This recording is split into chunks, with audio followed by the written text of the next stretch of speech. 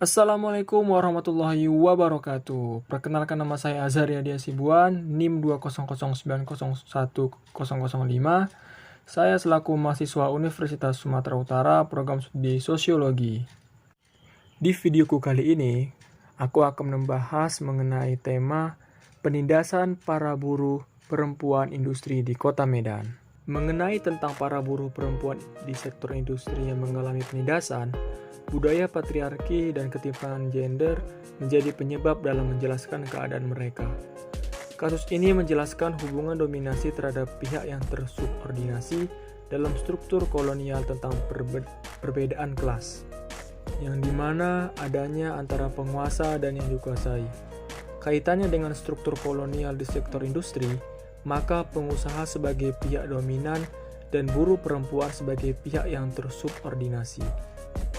Pengusaha membangun suatu mekanisme dan sistem patriarki dalam menjalankan keberlangsungan perusahaannya, sehingga membuat buruh perempuan harus patuh terhadap segala aturan yang diberikan oleh perusahaan. Di Indonesia sendiri, kasus penindasan kaum buruh perempuan kerap dilakukan oleh oknum pemilik modal.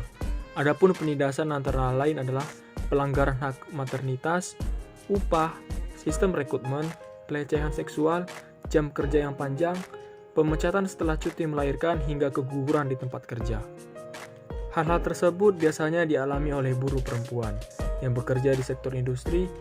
Pengusaha melakukan penindasan tersebut kepada buruh perempuan dalam bentuk beban kerja yang terlalu berat, jam kerja yang panjang, pekerjaan yang penuh dengan risiko kecelakaan, dan tidak adanya perlindungan reproduksi bagi buruh perempuan saat bekerja di pabrik, hingga bekerja selama 8-9 jam dengan posisi berdiri. Di sisi lain, buruh perempuan juga mengalami tindakan pelecehan seksual. Dibedakannya upah buruh dengan buruh laki-laki, pelanggaran hak maternitas, pemecatan setelah cuti melahirkan, hingga keguguran di tempat kerja. Adapun pandangan dari Spivak terkait dengan penindasan, yang dimana ia melihat bagaimana hubungan dominasi terhadap pihak yang tersubordinasikan dalam beberapa masyarakat bekas kolonial tentang persoalan perbedaan gender dan tekanan penguasa dalam kehidupan perempuan. Kondisi ini menunjukkan bahwa mereka yang terposisi dominan oleh penguasa memperlihatkan kekuatannya pada pihak lain, yang dimana sebagai korban adalah buruh perempuan, dan memelihara serta memperkuat ikatan emosional para penindasan agar mematuhi aturan yang ada. Spivak mengkaji penindasan dari apa yang dilakukan oleh elit terhadap perempuan dari perspektif sosial budaya, agama, dan kebijakan publik. Baik, kita masuk ke bagian dari analisis. Di sini saya akan menggunakan teori feminis postkolonial. Teori ini menganggap bahwa kaum perempuan, terutama di dunia ketiga, telah menanggung beban penindasan ganda dari bangsa kolonial dan dari kaum lelaki pribumi. Bentuk ketidakadilan gender terhadap perempuan dunia ketiga ini berkaitan dengan landasan praktik kolonial yang lahir dari pandangan dunia yang percaya terhadap superioritas mutlak manusia terhadap bukan manusia ataupun submanusia. Terlihat pada kasus di atas bahwa perempuan mengalami penindasan di tempat kerjanya yang dilakukan oleh penguasa, yaitu pengusaha ataupun pemilik modal, terhadap aturan-aturan yang diberikan oleh mereka kepada kaum perempuan, seperti jam kerja yang panjang, upah, keselamatan kerja, pelecehan seksual, dan lain sebagainya, yang dimana menggambarkan terjadinya subaltern terhadap perempuan. Situasi ini yang memperlihatkan bahwa perempuan pasca kolonial melalui teori Spivak tidak memiliki akses terhadap suatu keputusan kebijakan. Terlihat posisi mereka rentan untuk dimanipulasi maupun dimarginalkan. Di sini saya menggunakan konsep subaltern terhadap perempuan. Subaltern mengacu pada penduduk yang secara sosial, politis, dan geografis berada di luar struktur kekuasaan, hegemonik, koloni, dan tanah air kolonial. Spivak mengembangkan bahwa subaltern bukan hanya kata berkelas, yang ditunjukkan bagi kelas yang tertindas atau bagi kelompok the other. Bagi Spivak, di dalam istilah pasca kolonial, istilah tersebut merujuk pada segala sesuatu yang terkait dengan pembatasan akses. Ia menjadi semacam ruang pembedaan. Masalah utama subaltern bukan hanya mengenai kategori orang yang tertindas atau kelas pekerja yang tertindas, namun juga mengenai siapa saja yang suaranya terbatasi oleh suatu akses yang mewakilinya. Menurut dari konsep subaltern ini dapat dilihat dari kasus yang kita sedang bahas, yaitu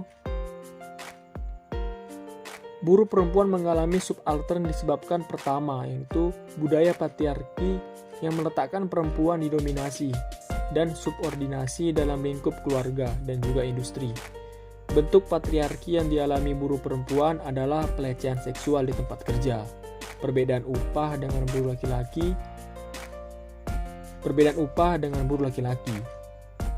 Dan yang kedua, buruh perempuan mengalami subaltern karena ketimpangan gender.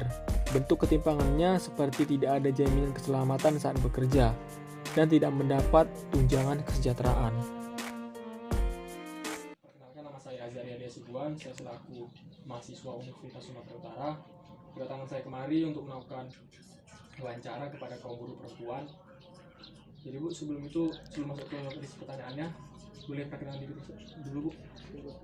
Nama saya Juraida Siregar, buruh PT Samaut. Jadi Bu, kita langsung masuk aja ke pertanyaannya. Jadi bagaimana pandangan Ibu ataupun tanggapan Ibu terhadap pabrik yang melakukan penindasan kepada kaum buruh perempuan? Contohnya itu seperti tidak ada jaminan keselamatan saat bekerja dan lain sebagainya. Ya, menurut saya nggak ada jaminan keselamatan kerja di PT itu. Jadi sebagai sesama manusia, apa tanggung jawabnya? Logikanya aja lah, kita kerja di PT itu nggak ada tanggung jawabnya. Ibaratnya kita kerja kecelakaan di luar, sebagai perusahaan masa nggak ada tanggung jawab untuk saya sebagai buruh perempuan, pemain yang melahirkan, masa nggak ada sosialitasnya, ibaratnya ngasih ininya, uang codingnya gitu. Ini begitu ya Bu. Jadi langsung pertanyaan kedua Bu, apakah menurut Ibu aturan-aturan yang diberikan kepada perusahaan itu layak diterapkan? Kalau menurut saya sih tidak layak, karena peraturan itu tadi untuk kita sebagai kaum buruh tadi, masa kita sesama manusia nggak ada toleransinya untuk sebagai karyawan, entah solidaritasnya gitu, entah sebagai karyawan gitu lah, masa nggak ada solidaritasnya terhadap buruh, Nggak ada kemanusiaannya. iya. Jadi kita masuk ke pertanyaan yang terakhir. Jadi bagaimana tanggapan Ibu terhadap jam kerja nih yang panjang gitu kan, yang jadi dari 8 jam, dari jam masuk pagi gitu sih pertama, 8 jam sampai 9 jam itu jam bekerjanya, dan upah yang diberikan itu tidak sesuai gitu yang Ibu harapkan gitu. Jadi bagaimana tanggapan Ibu? Tanggapan saya menurut itu tadi, memang bagi saya nggak cocok, karena tenaga kita udah full satu hari di perusahaan tadi untuk beli, umpamanya beli susu, beli puding kita, nggak sesuai pendapatannya untuk biaya hidup kita aja pun ini. Jangankan dari untuk biaya hidup, untuk beli puding kita pun nggak sesuai perusahaan ngasihnya. Ibaratnya kita sesama manusia yang nggak cocok gitu. Jadi gitu ya Bu jawabannya. Jadi Bu, terima kasih Bu telah mau sebagai narasumber saya gitu Bu. Jadi saya ucapkan terima kasih banyak atas luang dan waktunya yang telah Ibu berikan kepada saya. Saya akhiri, assalamualaikum warahmatullahi wabarakatuh.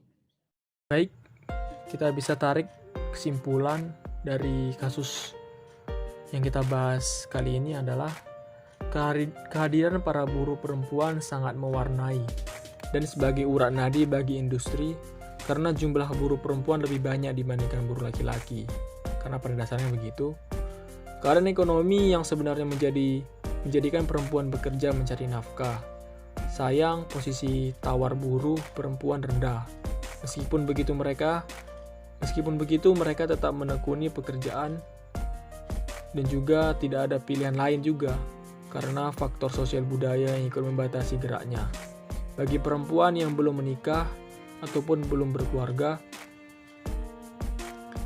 bekerja adalah untuk membantu orang tua. Sedangkan bagi yang sudah berkeluarga, bekerja ini merupakan suatu kegiatan penting untuk memenuhi kebutuhan hidup sehari-hari. Seperti yang sudah kita lihat tadi pada video wawancara itu, bahwasanya narasumber sangat sekali tidak terima gitu terhadap aturan-aturan yang diberikan oleh perusahaan ataupun pemilik modal kepada mereka korban, yaitu kaum buruh perempuan. Adapun pengaruh dari budaya patriarki adanya pembagian kerja berdasarkan jenis kelamin, di mana pada masyarakat patriarki sektor publik dikaitkan laki-laki dan sektor domestik atau rumah tangga dikaitkan dengan perempuan. Dalam sistem masyarakat industrial dan juga kapitalis, segala sesuatu dinilai menurut nilai tukarnya di pasar, berdasarkan permintaan dan penawaran, atau menjadi komoditi termasuk manusia, yaitu laki-laki dan juga perempuan.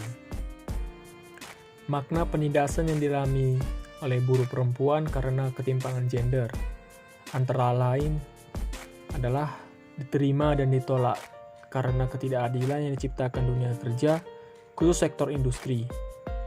Kenapa tidak? Karena perempuan banyak dibutuhkan tenaga kerjanya pada sektor industri, selain dinilai mempunyai keuletan ataupun ketekunan melebihi laki-laki dalam bekerja, dan juga sebagai tenaga kerja kelas kedua. Perempuan dipandang lebih pasif karena bersedia menerima otoritas dan bersedia diberi upah sedikit. Konstruksi gender menyebabkan buruh perempuan tetap bekerja untuk menghidupi keluarganya, meskipun mereka dihadapkan pada persoalan marginalisasi, subordinasi, pelecehan seksual, diskriminasi, stereotip, beban ganda, dan ketidakadilan dalam pekerjaannya. Sebenarnya mereka ingin melawan bentuk penindasan tersebut, tetapi di sisi lain, konstruksi feminitas yang melekat pada diri perempuan menyebabkan mereka tidak dapat berbuat banyak atau menerima. Hal ini dilakukan karena mereka butuh uang untuk menghidupi keluarganya. Tidak hanya berperan ganda, akan tetapi memiliki triple role, yaitu peran reproduksi, yang dimana peran yang berhubungan dengan peran tradisional di sektor domestik, yaitu mengandung, melahirkan, dan merawat anak. Peran produktif yaitu peran ekonomis, sektor publik, domestik, dan juga peran sosial, yaitu sebagai warga masyarakat. Jadi itulah kesimpulan yang bisa saya ambil dari kasus di atas, bahwasanya perempuan selalu dipandang rendah akibat alasan-alasan yang kurang tepat sebenarnya. Jadi sampai di sini dulu bincang-bincang saya kepada pembahasan kali ini mengenai penindasan pada buruh perempuan di industri Kota Medan, di sektor industri Kota Medan. Adapun video ini saya buat sebagai syarat untuk penilaian ujian akhir semester saya. Saya akhiri, Assalamualaikum warahmatullahi wabarakatuh. Terima kasih.